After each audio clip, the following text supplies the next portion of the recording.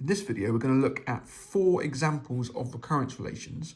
I've called this video homogeneous examples, but the first one actually isn't homogeneous. It's very close to homogeneous, and we have looked at solving it already. So I have included it in this video, but it is technically not homogeneous. The other 3, they are homogeneous, and the last one is a kind of a particularly challenging application one, which you're going to have a go at. So the first one, I'm going to look at the Tower of Hanoi. So just so you're aware, the Tower of Hanoi is a puzzle that you've probably met before, but not necessarily known what it was called. You have a number of discs on some sticks, or on a stick. They get decreasingly smaller as you go up the stick. And the idea is to move this tower of discs from one stick to another stick. You have 3 sticks altogether, but you can only take one disc off at a time. And you've got to have a smaller disc on a bigger disc. You can't put a bigger disc on a smaller disc. So that's the puzzle. If you're still unsure what it is, then please go and search it up online. It's a very famous problem. So what we're going to do is we're going to solve how many moves it takes to solve the Tower of Hanoi. Okay, so we're going to form a recurrence relation, and then we're going to go ahead and solve it in this video. So for part A, for this question, we're going to find the minimum number of moves required to transfer 2 discs under the Tower of Hanoi situation. So for part A, let's just draw the situation. There's going to be lots of these diagrams in this video.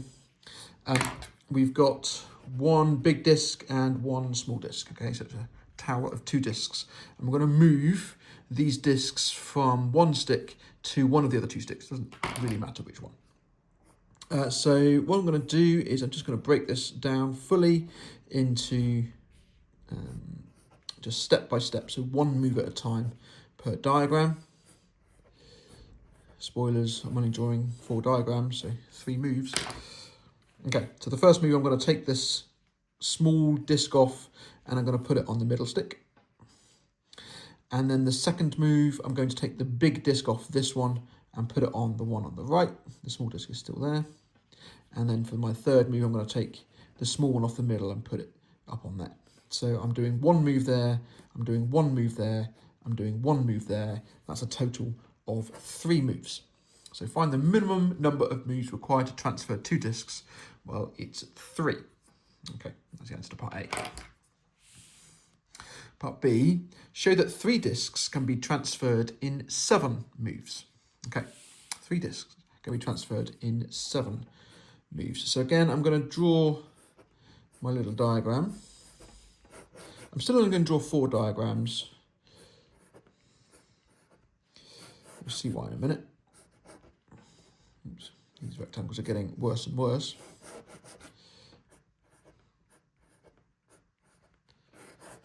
Okay, right, so I've got 1 big disc at the bottom, and then I'm just going to do these in a different colour. I've got 2 discs there. Now I know it's going to take 3 moves to move those 2 discs from there to there, so that's 3 moves, and that big disc is still at the bottom there. And then I can pick up that big disc at the bottom and move it to the end peg, okay, like that, leaving the middle disc and the small disc in the middle. So that's going to be 1 move to do that, and then it's a further 3 moves again to move these 2 discs back onto that one. So it's going to be a middle disc and a small disc. That's a further 3 moves. So it's 3 moves to move the top 2, 1 move to move the bottom 1, and then 3 moves to move the top 2 back on top. Okay, so that's a total of 7 moves that's required. Okay, explain why dn equals 2dn minus 1 plus 1, where dn is the number of moves to transfer n discs. Okay, so what I can do is I've got, again, can I draw my diagrams out again, just to kind of illustrate the number of moves each time.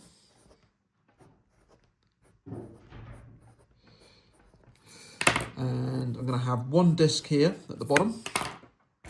There's just 1 disc there. And then I'm going to just draw a triangle, colour that in, and say that's going to be n minus 1 discs there. Okay, so I've got 1 disc at the bottom, n minus 1 discs sitting on top for a total of n discs. Now, to move this pile of n minus 1 discs to the middle, that's going to take, by definition, dn minus 1 moves. So I'm going to take that stack of n minus 1 discs and move it over here. That will take dn minus 1 moves, leaving my big disc at the bottom there. I'm then going to move that big disc from the left stick all the way to the right stick, so that's 1 move. My stack of n minus 1 discs is still there. And then I'm going to need another dn minus 1 moves to move that stack on top of this one over here. So that's another dn minus 1. So all in all, to move n discs, which is going to be equal to dn, that is going to be dn minus 1 plus 1 plus dn minus 1, which is 2 dn minus 1 plus 1. There we go. That's the recurrence relation the question said. Okay, so it's going to take dn minus 1 to move the stack, 1 to move the bottom, and then dn minus 1 to move the stack back on top. So that's where this has come from. So that is the recurrence relation which kind of governs the Tower of Hanoi puzzle. Okay, part D, we're going to solve this recurrence relation, and then for part E, we're going to find the minimum number of moves required to transfer a tower of 15 discs. So solving the recurrence relation, we've got the recurrence relation here, and we know that D2 is 3 or D1 is 1. Either of those is fine. Let's just say D1 is 1. Okay, so let's solve that recurrence relation. So dn is equal to 2dn minus 1 plus 1, and d1 is 1. Okay. Right, so we could jump into the auxiliary equation, or you can use that formula which I just stated in the previous couple of videos ago. I'm going to use the auxiliary equation. So m equals 2 is the auxiliary equation.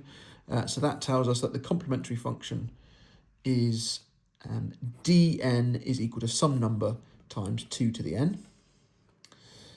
And then this plus 1, to deal with that, we actually need a method in the next video, which you can go and watch that and then come back. But I'm just going to say I'm going to try dn equals alpha. That implies dn minus 1 is also alpha. So I get alpha equals 2 alpha plus 1. So that tells me then that alpha is minus 1. If you haven't watched the next video yet, or you've not done differential equations yet, you might be unclear of exactly what I'm doing there. But just hang fire, watch the next video, come back. It will make sense. Okay, so that's going to give me my particular as being dn is equal to minus 1. So that means my general solution to the problem is going to be dn is equal to a times 2 to the n, subtract 1. So I'm adding my complementary function, which is this bit, to my particular, which is this bit. Those two added together gives me my general solution. Okay, once I've got that, then I can use this condition here to find the value of a. So n is 1, the left-hand side is then going to be 1, the right-hand side is going to be 2a minus 1, and that tells me that a is 1. Therefore, the particular solution is dn is equal to 2 to the n minus 1. So 1 less than a power of 2. And that's how many moves, the minimum number of moves it takes to move a tower of n discs using the rules of Tower of Hanoi.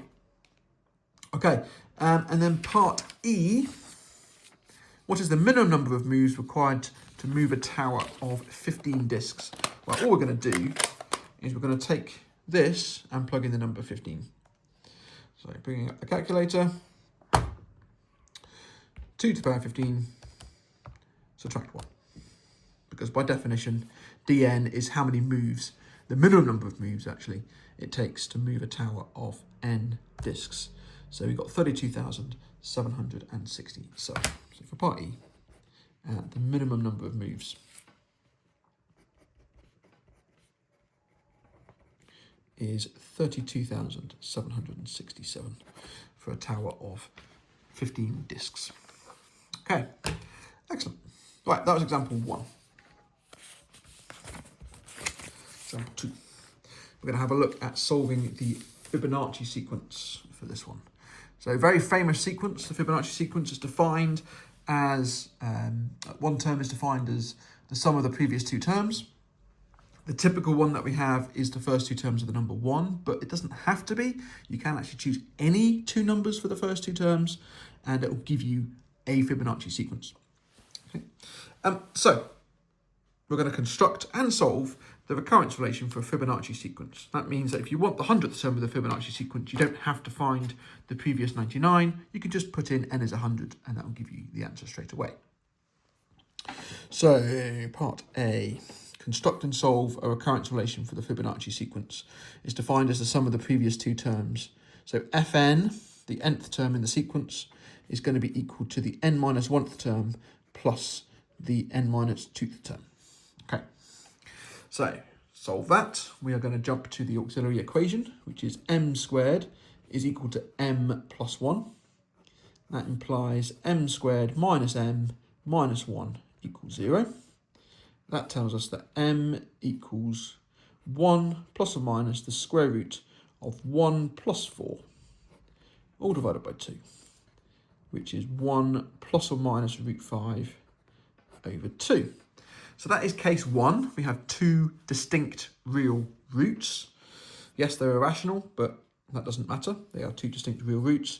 Therefore, my general solution is going to be Fn is equal to some constant times 1 plus root 5 over 2 to the power n plus some different arbitrary constant times 1 minus root 5 over 2 to the power n. And it doesn't matter if you get a and b the other way around to what I did. It's completely equivalent. They're fine. Okay. All right, part B. F1 is 1 and F2 is 1. So that's the kind of classic case of the Fibonacci sequence. Find Fn in terms of n. So what we're going to do is we're going to use those 2 numbers, those 2 conditions, in this general solution to give us a particular solution.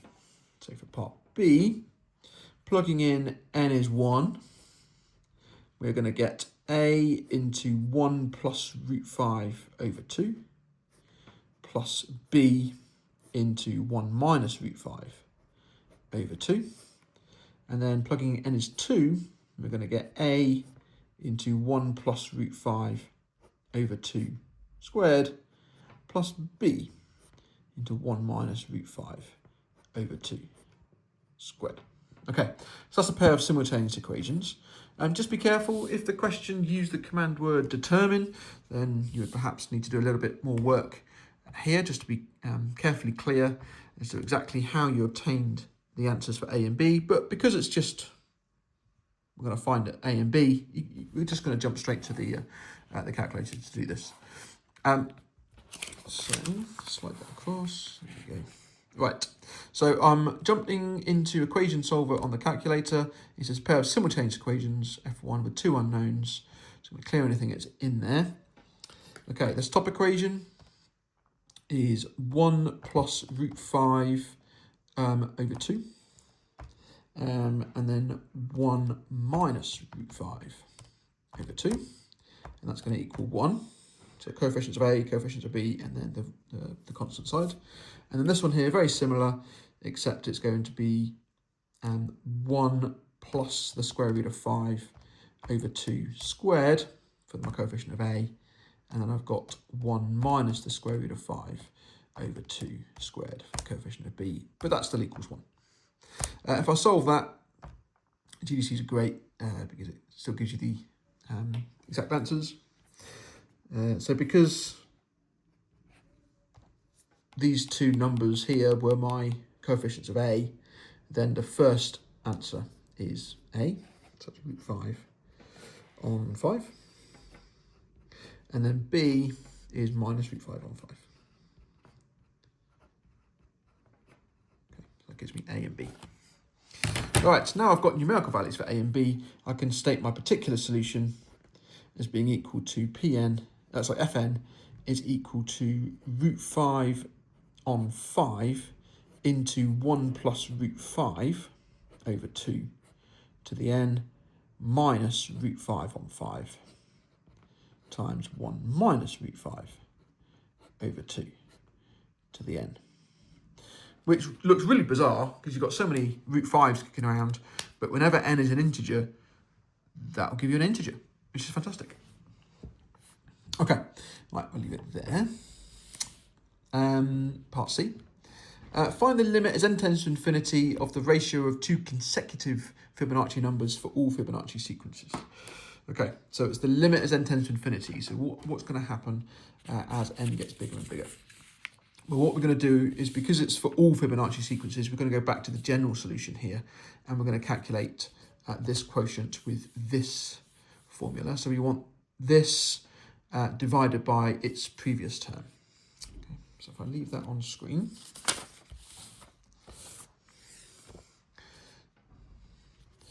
I'm going to do, see example 3, poking through, let me just do that. We're going to have fn divided by fn minus 1. That's going to be this term. So it's a into 1 plus root 5 over 2 to the n plus b into 1 minus root 5 over 2 to the n. And then we're going to divide that by the previous terms. That's with n is equal to n minus 1. 1 plus root 5 over 2 to the n minus 1 plus b into 1 minus root 5 over 2 to the n minus 1. And as n tends to infinity, 1 minus root 5 over 2 to the n will tend to 0, and that's because this number in here is a number that's less than 1, or between minus 1 and 1. So this term will ultimately disappear, as will this one.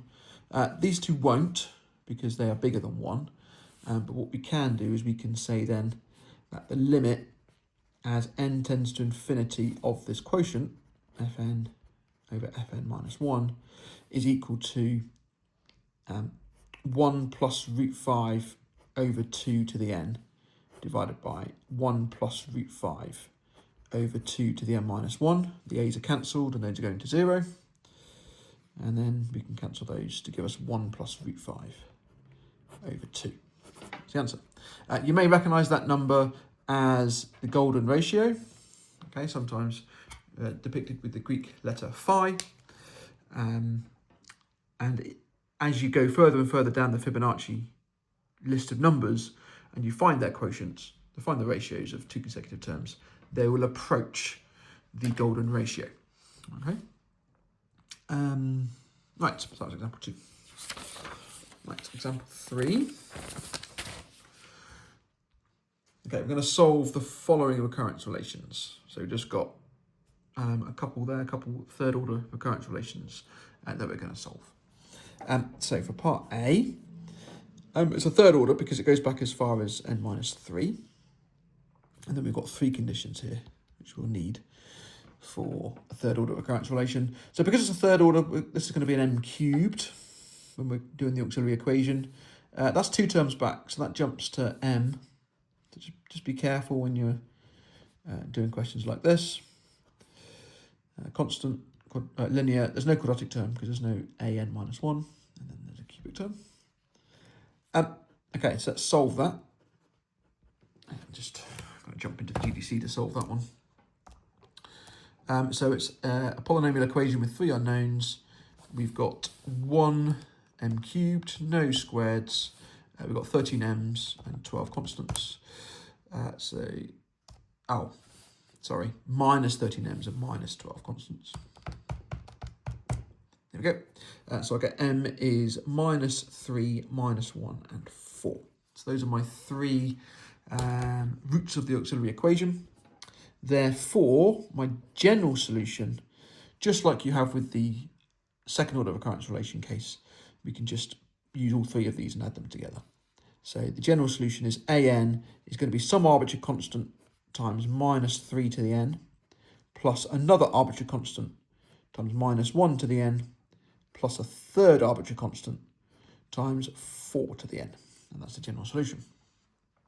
Okay, we've also been given some numbers in the sequence. So the 0th term, the first term and the second term. That will allow us to calculate numbers for A, B and C. So plugging in n is 0, we're going to get 5 is equal to A plus B plus C. Plugging in n is 1, we're going to get 0 is equal to minus 3A minus B plus 4C. And plugging in n is 2, we're going to get 20 is going to be equal to 9A plus B plus 16C. And we can find the solution to this again using GDC. We've got simultaneous equations this time with 3 unknowns. So the coefficients are 1, 1, 1, and then 5. That's the constant side. We've got minus 3, minus 1, 4, 0. And then we've got 9, 1, 16, 20. That gives us that A is 0, B is 4, and C is 1. Okay, so that will give us the particular solution for this recurrence relation. So therefore, for the particular solution, AN is going to equal 4 times minus 1 to the n plus 4 to the n. Okay, that term disappeared because A was 0. Okay, that's it. Part B. Very similar question. Notice again, it's a third order recurrence relation. We've got the term, 1 term back, and then 3 terms back. This time we're going to have a quadratic term and a constant in our auxiliary equation. And again, we've got 3 conditions. So it's going to be a very similar question to the previous one. But let's have a go and see what happens. So the auxiliary equation is going to be an m cubed is equal to 3m squared minus 4. And if we jump into the polynomial side, 1 minus 3 positive 4. Oh, sorry. It's degree 3. 1 minus 3, 0 positive 4. We will get, we've got 2 roots of 2 and 1 root of minus 1. So the roots are m is equal to 2, 2 and minus 1. So repeated roots, we've looked at repeated roots. We know what we do. For the general solution, these are b's. The general solution is going to be bn is equal to some linear function. Let's do a plus bn times 2 to the n, the repeated root, plus c times minus 1 to the n. Okay, so we've got a linear function here with 2 arbitrary constants because it's a repeated root, and then this one has got only 1 root, so we have 1 arbitrary constant. Okay, so that's the general solution. We can now use our conditions again, in this case, to find values for our a, b, and c. So we've got 0th term, first term, second term, minus 1, 5, and 3. So let's run those through. Plugging in n is 0, we get minus 1 on this side, and that's going to equal a plus c. Okay, n is 0, so it disappears this time. N is 1, b1 is 5, and we're going to get 2a, n is 1, so plus 2b, and minus c. And then n is 2, we're going to get minus 3 because b2 is negative 3. We're going to get 4a. Then we've got 2 times 2 squared, so that's 8b. And then we've got plus c. Again, we've got simultaneous equations, which we can use our GDC to solve.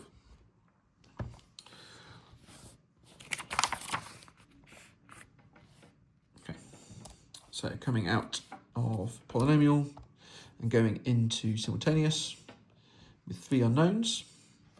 This time we've got 1, 0, 1 minus 1, 2, 2 minus 1, 5, and then 4, 8, 1 minus 3. And we've got 2 minus 1 and minus 3. These are A, B's and C's. Okay. So therefore the particular solution, let's take these 3 numbers and put them into here. We're going to get Bn is equal to 2 minus n times 2 to the n minus 3 times minus 1 to the n. That's it. So that is the function of n which satisfies this recurrence relation with those initial conditions, or boundary conditions, I should say. All right, excellent. Right, one more example. And that'll finish this video. So example number 4.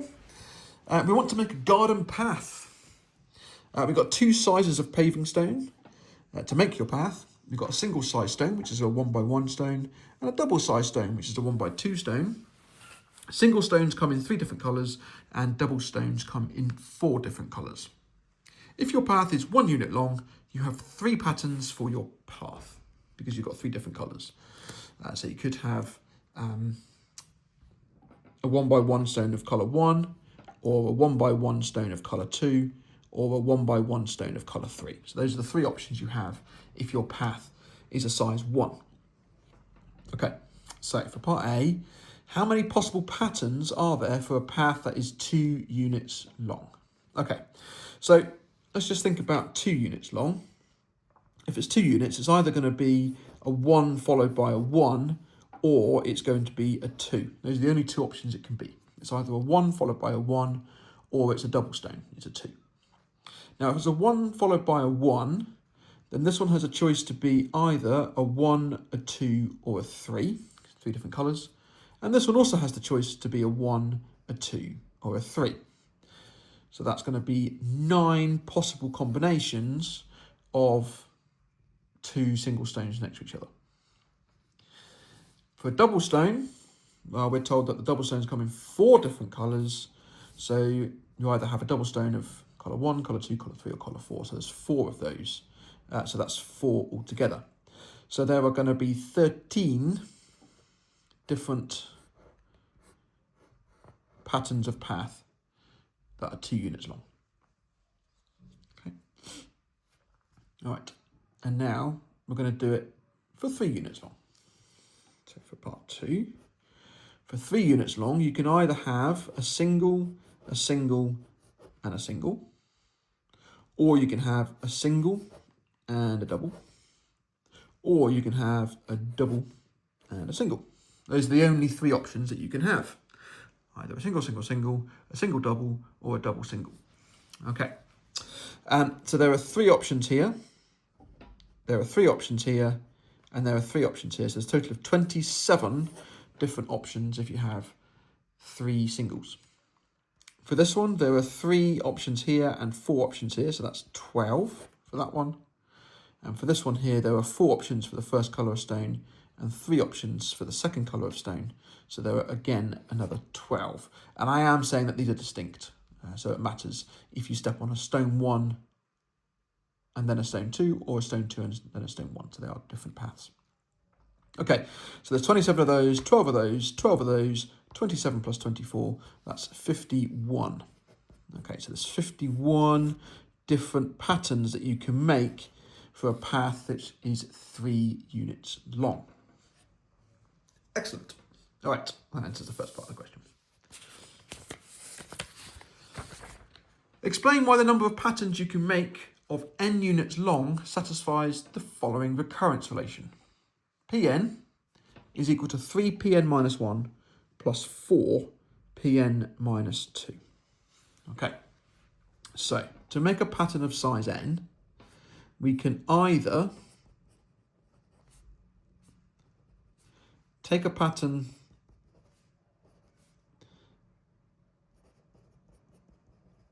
of size n minus 1 and add a single, or we could take a pattern of size n minus 2 and add a double. Okay, so we could have some kind of pattern before, so that's Pn minus 1. So there's Pn minus 1 different patterns possible here for n minus 1 length, and then we're adding 1 single to the end. And there's 3 ways to do that. So there's Pn minus 1 ways to do that. and there's 3 ways to do that. Or we have a path that is n minus 2 in length, however many there are, that's Pn minus 2, and then we've got a double to add on the end there. That's a double there. And there are 4 different ways to do a double, times 4. So that's the number of, that's the idea here. The number of ways that we can make a path of length n is to consider, well, it's going to be equal to the number of ways to make a path of length n minus 1 times 3, because you've got 3 different options for this stone, plus 4 times the number of ways of making a path of size n minus 2, because there were 4 different colour stones for this. Both of those will give a length of n, and that covers all the possible combinations. Okay, you either add a single to the one before, or you add a double to the one before that. Okay, so putting all that in words, you can justify this recurrence relation. The nice thing about this question is that even if you couldn't justify that, you can still take this recurrence relation and answer the rest of the question. Okay, so part C. We're going to solve this recurrence relation and find how many patterns are possible for a path that is 12 units long. Okay, so solving the recurrence relation, we're going to have m squared, and it's a squared because it's a second order relation. M squared equals 3m plus 4.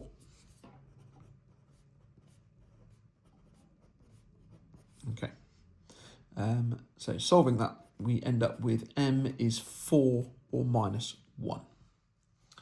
So therefore my general solution is Pn is going to be equal a times 4 to the n plus b times minus 1 to the n. And again, it doesn't matter if you've got the a's and b's the other way round, that's fine.